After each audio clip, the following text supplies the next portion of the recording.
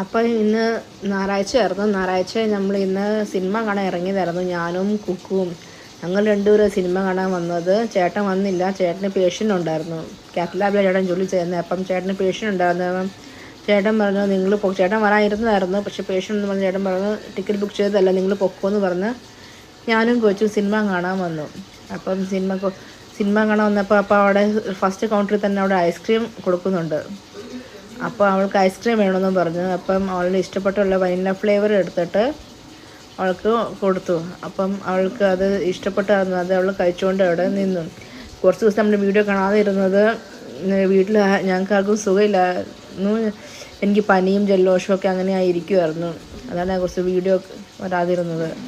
അപ്പം അങ്ങനെ സിനിമ കാണാനകത്ത് തിയേറ്ററിൽ കയറിയപ്പോൾ കൊച്ചിനെ കാർട്ടൂൺ പടമാണ്. അതോർത്ത് സന്തോഷിച്ചിരിക്കുന്നു. കാർട്ടൂൺ പടമാണെന്ന് ഓർത്ത്.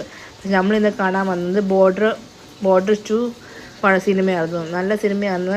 കിടന്നത് കാണാൻ വന്നായിരുന്നു. തിയേറ്ററിൽ കയറി അത് കാണാൻ വന്നായിരുന്നു. നല്ല പടമായിരുന്നു. അപ്പോൾ നല്ല തിയേറ്ററെല്ലാം ഫുള്ളായിരുന്നു. ഞാനും കൊച്ചും എന്നിട്ട് കാണുമായിരുന്നു.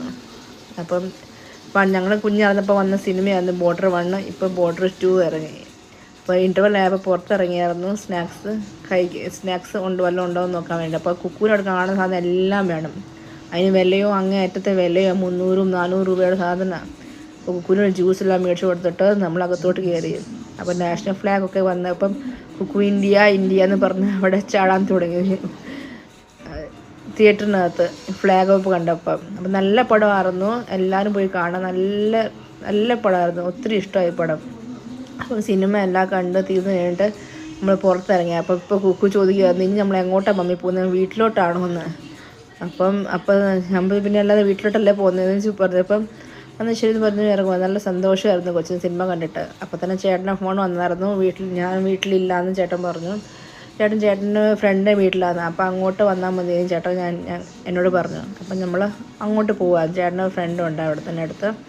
എൻ്റെ വീട്ടിലോട്ട് പോകാൻ വേണ്ടിയിട്ട് നമ്മൾ ഓട്ടോയ്ക്ക് വേണ്ടിയിട്ട് പോകുമായിരുന്നു, കയറാൻ വേണ്ടിയിട്ട്.